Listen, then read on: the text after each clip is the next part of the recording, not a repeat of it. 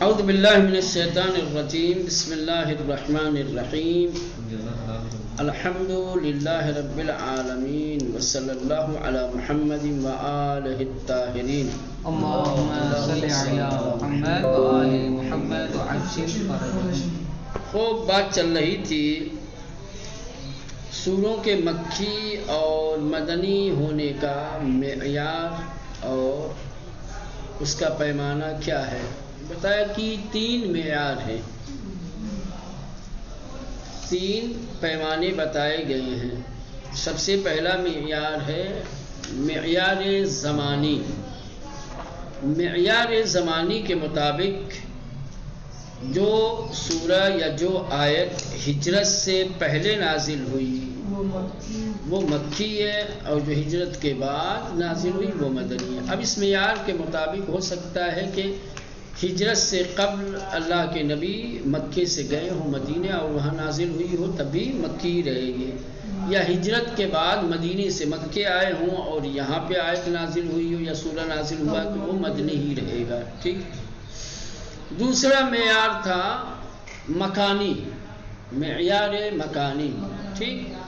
اس معیار کے مطابق مکہ اور مکے کے آس پاس جو آیت یا جو سورہ نازل ہوا اس کو کہیں گے مکی، اور جو مدینے اور مدینے کے آس پاس نازل ہوا وہ مدنی۔ ٹھیک۔ اب اس میں یہ دوسرے والے معیار میں رضی صاحب جیسے مثلاً کہ کوئی زیرک اور چالاک طالب علم سوال کھڑا کر سکتا ہے کہ بھائی خالی مکہ اور مدینہ 2 ہی جگہ تو ہے نہیں، اگر اللہ کے نبی کسی تیسری جگہ چلے جائیں اور وہاں پہ کوئی آیت یا سورہ نازل ہو جائے، کوئی ایسا منطقہ، کوئی ایسی جگہ کہ جو نہ مکے میں شمار ہوتی ہو نہ مدینے میں شمار ہوتی ہو، جس کو نہ مکے کا علاقہ کہا جاتا ہو، کوئی تیسرا ہی علاقہ ہو، تو پھر اس کو کیا کہیں گے؟ اس کو کچھ نہیں کہیں گے۔ مکی کہیں گے یا مدنی کہیں گے؟ کیا کہیں گے؟ کچھ نہیں کہیں گے۔ معیار چونکہ محل ہے، جگہ ہے، ٹھیک، تو جگہ کے اعتبار سے جو مکے کی جگہ میں ہے وہ مکی، جو مدینے کی جگہ میں ہے وہ مدنی، جو دونوں میں سے کسی ایک کی جگہ پہ نہ ہو جو غدیر کے میدان میں تو اس میں اسی لیے کہا گیا ہے، نہیں تو وہ تو مکے میں ہی آتا ہے۔ مکے سے مدینے یہ ادھر جتنا ہے سب آدھا مکہ آدھا مدینہ،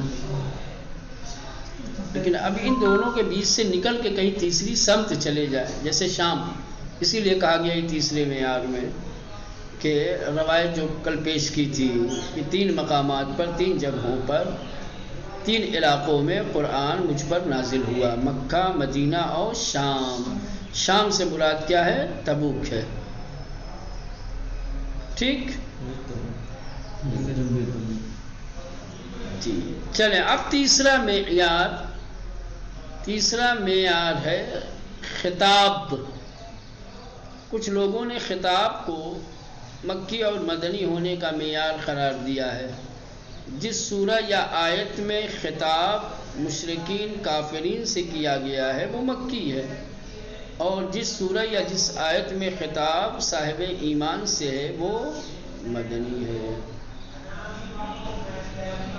خوب اس معیار کی دلیل کیا ہے؟ کہاں سے یہ لے کر کے آئے ہیں؟ یعنی حدیث ہے، اس سلسلے میں عبداللہ ابن مسعود کی حدیث ہے۔ عبداللہ ابن مسعود کہتے ہیں کہ ہر وہ سورہ کہ جس میں یا ایھا الناس کا استعمال ہوا ہے مکی ہے، اور ہر وہ سورہ کہ جس میں یا ایھا الذین آمنوا آیا ہے وہ مدنی ہے۔ اس کی وجہ یہ ہے کہ مکے میں اکثر مشرک اور کافر تھے اور مدینے میں اکثر ایمان والے تھے۔ دیکھیں معیار خطاب، تیسرا معیار سوروں کے مکی اور مدنی ہونے کا، ہر سورئی کی درآن ہر وہ سورہ کہ جس کے اندر خطاب میں مشرکان مباشر، مشرکوں سے خطاب کیا گیا ہے، مشرکوں سے گفتگو کی گئی ہے، مکی، وہ مکی ہے۔ وہ ہر سورئی کی درآن خطاب میں مومنان مباشر، اور ہر وہ سورہ کہ جس میں گفتگو صاحبان ایمان سے کی گئی ہے، خطاب صاحبان ایمان سے کیا گیا ہے. مدنی وہ سورہ مدنی ہے. در این زمینه از عبداللہ ابن مسعود حدیثی آورده اند کہ اس معیار کے سلسلے میں عبداللہ ابن مسعود سے ایک حدیث ذکر کی گئی ہے کہ جس میں عبداللہ ابن مسعود کہتے ہیں کہ ہر سورہی کی یا ایھا الناس در آن بکار رفته باشد، ہر وہ سورہ کہ جس میں کلمہ یا ایھا الناس کا استعمال ہوا ہے. یا ایھا الناس کلوا مما فی الارض حلالا طیبا، یا ایھا الناس جس سورہ میں بھی استعمال ہوا ہے مکی، وہ کیا ہے؟ مکی ہے. وہ ہر سورہی کی یا ایھا الذین آمنوا دران بکار رفتے باشد مدنی، اور ہر وہ سورہ کہ جس میں یا ایھا الذین آمنوا کا استعمال ہوا ہے وہ مدنی ہے. زیرا در مدینے غلبے با مومنان بودے، کیونکہ مدینے میں غلبہ جو ہے اکثریت صاحبان ایمان کی تھی، و در مکے با مشرکان، اور مکے میں مشرکوں اور کافروں کی. البتہ دور سورہائے مدنی مانند سورہ بقرے یا ایھا الناس بکار رفتے کی کلیت ان معیار را خدشدار می کند. کیا ہے؟ البتہ یاد رکھیے اگر خطاب کو معیار مان لیا جائے تو سورہ بقرہ کی جو مدنی ہے، سورہ بقرہ کیا ہے؟ مدنی سورہ ہے. اس میں یا ایھا الناس کا استعمال ہوا ہے، اور سورہ بقرہ میں یا ایھا الناس آنے کی وجہ سے اس معیار کو خدشدار کیا گیا ہے، یعنی اشکال کیا گیا ہے. یہ معیار کامل نہیں ہے، معیار کلی نہیں ہے. اگر معیار کلی ہے تو سورہ بقرہ جس میں یا ایھا الناس آیا اس کو مکی ہونا چاہیے، کوئی مدنی کیوں ہے؟ اس معیار کو قبول نہیں کیا.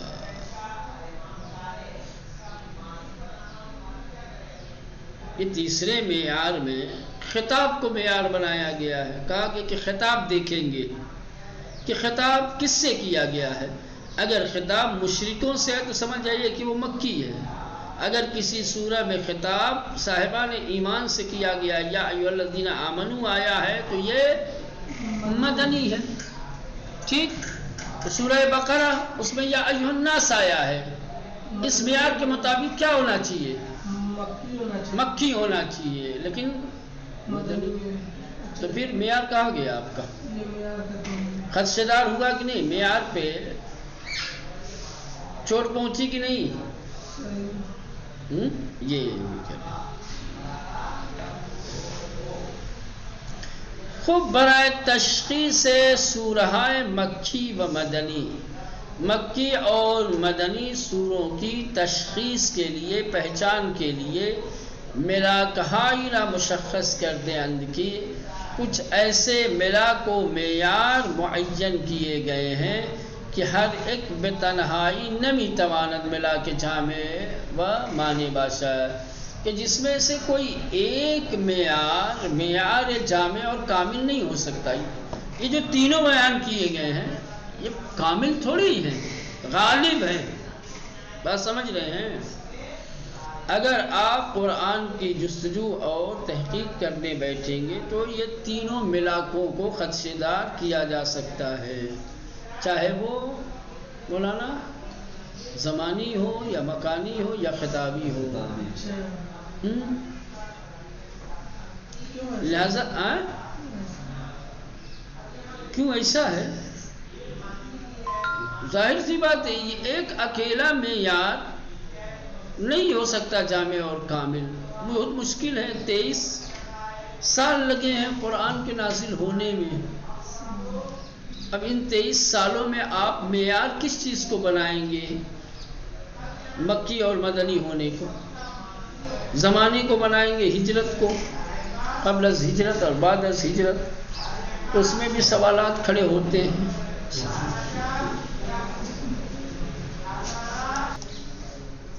دیکھیں برائے تشخیص سورہ مکی و مدنی، مکی اور مدنی سوروں کی تشخیص کے لیے، پہچان کے لیے ملاک ہائرہ کی مشخص کر دہند، جو ملاک، جو معیار معین کیے گئے ہیں، بیان کیے گئے ہیں کہ ہر ایک بے تنہائی نمی تواند، ان میں سے ہر ایک بے تنہائی یعنی اکیلے ممکن نہیں ہے کہ ملاک جامع مانع باشد، جامع اور مانع ملاک نہیں ہے کوئی بھی ایک۔ سوروں کے مکی اور مدنی ہونے کے لیے یا پہچان کے لیے جو معیار بیان کیے گئے ہیں، ان معیار میں سے اکیلے کوئی ایسا معیار نہیں ہے کہ جو جامع اور کامل ہو، سمجھ رہے ہیں؟ ایک اکیلا معیار کوئی بیان کریں گے تو اس معیار کو خدشے دار کیا جا سکتا ہے، وہ جامع اور کامل نہیں ہوگا۔ ہاں بلکہ ان ملاکہا روئے ہم رفتے، البتہ یہ جو معیار اور ملاک بیان کیے گئے ہیں یہ ایک ساتھ روئے ہم رفتے یعنی ایک ساتھ، تا حدودی تعین کنندے کسی حد تک، وہ بھی ابھی بھی کہہ رہے ہیں کہ کامل نہیں، سارے ملاک ایک ساتھ کسی حد تک کیا ہے معین کر سکتے ہیں کہ مکی ہے یا مدنی ہے۔ بطور کلی ملاکہا و علائم برائے تشخیص عبارت از کرے کلی طور پر جو ملاکات اور جو علائم تشخیص کے لیے ہے وہ یہ ہے، سوروں کے مکی اور مدنی کی تشخیص کے لیے جو معیار اور جو علامتیں ہیں وہ یہ ہیں، نص و خبر۔ نص اور خبر دیکھیے آپ، علائم سوری و ظاہری، خوب اس کی صورت، شکل، ٹھیک، اس کا ظاہر، ٹھیک، جیسے وہی یا ایھا الذین آمنوا آیا ہے، یا ایھا الناس آیا ہے، یہ اس کی ظاہری صورت ہے۔ ناس آیا ہے تو مکی ہے۔ اور علائم محتوائی و معنوی، محتوائی اور معنوی علامتیں، دیکھا جائے گا کہ کس طریقے کا میسج، کس طریقے کا پیام دیا گیا ہے، کس طریقے کے معنی اور مفاہیم بیان کیے گئے۔ یہ معنی اور مفاہیم اہل مکہ والوں کے ساتھ زیادہ سازگار ہے یا مدینے والوں کے؟ سمجھ رہے ہیں؟ ان تینوں کو جب دیکھیں گے، ان تینوں کے اعتبار سے جب آیات اور سوروں کی بررسی کریں گے تب جا کر کے کہیں آپ کے لیے تشخیص ممکن ہوگی سورہ مکی ہے یا مدنی ہے۔ علامہ برہان الدین ابراہیم ابن عمر ابن ابراہیم جعبری متوفہ 732 بیت برائے شناخت مکی و مدنی دو راہ وجود دار، سماعی کہ از راہ نقل و روایت میں دسمی آیت، قیاسی کہ از روی ضابط تشخیص دادے میشود۔ علامہ برہان الدین کا کہنا ہے کہ مکی اور مدنی سوروں کی شناخت کے لیے دو راستے ہیں، دو طریقے سے، دو راستوں سے سوروں کے مکی یا مدنی ہونے کو پہچانا جا سکتا ہے۔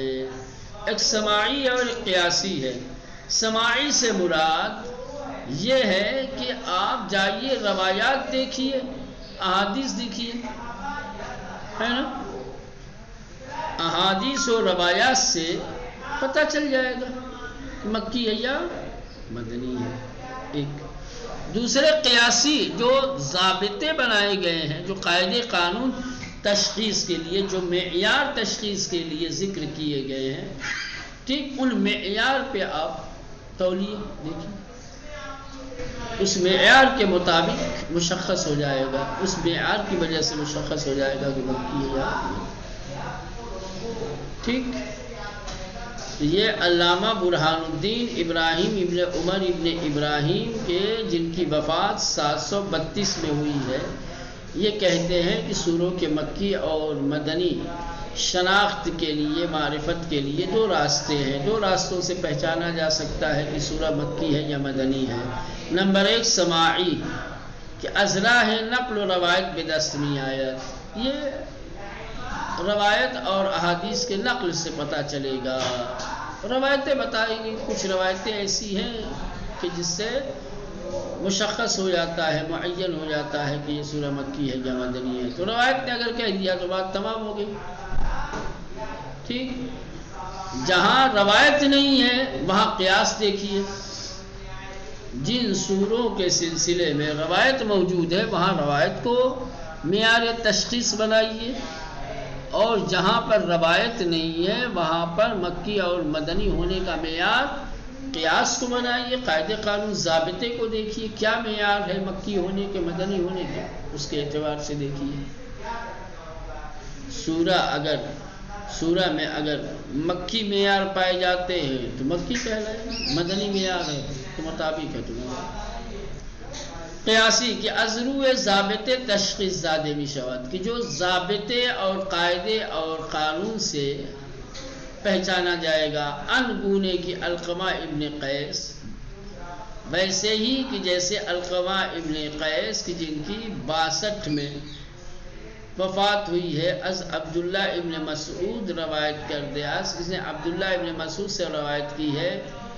ہر سورئی کی در آن یا ایہا الناس آمد باشد، ہر وہ سورہ کہ جس میں یا ایہا الناس کا استعمال ہوا ہے، آیا ہے، یا لفظ کلا استعمال شدے باشد، یا جس سورہ میں کلمہ کلا کا استعمال ہوا ہو، یا در ابتداء آن حروف مقطعہ باشد، یا وہ سورہ کہ جن کے ابتدا میں حروف مقطعات ہوں. جز زہراوین، سوائے زہراوین کے، یہ بقرہ و آل عمران. زہراوین جو سب سے بڑے سورہ ہیں، ٹھیک، بقرہ اور آل عمران، سوائے ان دو سورہ کے. بنی سورہ رعد، اور اسی طریقے سے سورہ رعد کی بنا پر قولی مدنی، یہ جو ایک قول کی بنیاد پر مدنی ہے. یا درآن قصے آدم و ابلیس آمد باشد، یا وہ سورہ کہ جس سورہ کے اندر آدم و ابلیس کا، شیطان کا قصہ آیا ہے. جزو سورہائے طولانی، جز سورہائے طولانی سوائے لمبے سوروں کے. یا سورہ کی درآن سرگزشت انبیاء سلف، یا وہ سورہ کہ جس سورہ میں گزشتہ انبیاء و امتہائے گزشتے اور گزشتہ امتوں کی سرنوشت، ان کے احوال کو ذکر کیا گیا ہو. وہ مکی ہے. یہ چیزیں جس میں بھی ہیں. یا ایھا الناس آیا ہے، کلا آیا ہے، ٹھیک، ما سبق انبیاء کا اور امتوں کا ذکر آیا ہے، تو یہ سب مکی ہیں. کلا ہرگز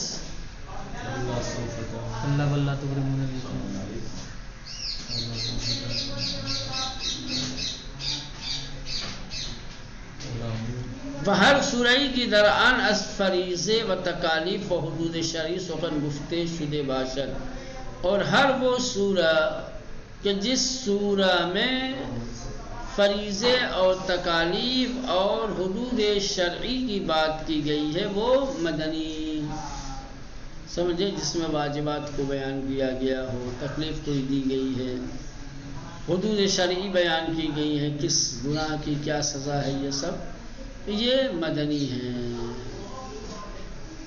برقی خصوصیات دیگری، کچھ اور بھی دوسری خصوصیات ہیں برائے شناخت سورہ مکی و مدنی کے عبارت استاذ، وہ یہ ہیں. اب یہ دو لوگوں کے معیار بیان کیے ہیں، باقی اور بھی خصوصیات ہیں، باقی اور دوسرے بھی معیارات ہیں سوروں کے مکی اور مدنی ہونے کی تشخیص کے لیے. اس کے بعد میں انشاءاللہ آئیے قدر صاحب تشریف لائیے.